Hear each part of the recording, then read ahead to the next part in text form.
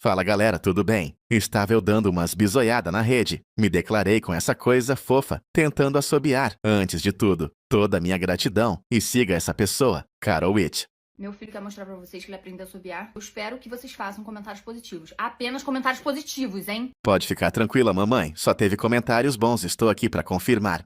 Se não fizer, vai ser amaldiçoado com 1 semana de intestino preso.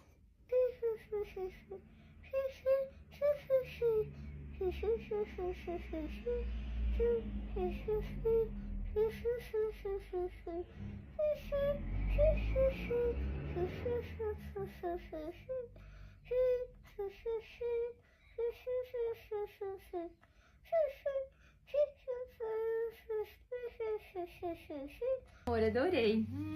Te amo. Palmas. Achei fofo a atitude dessa criança de tentar algo novo.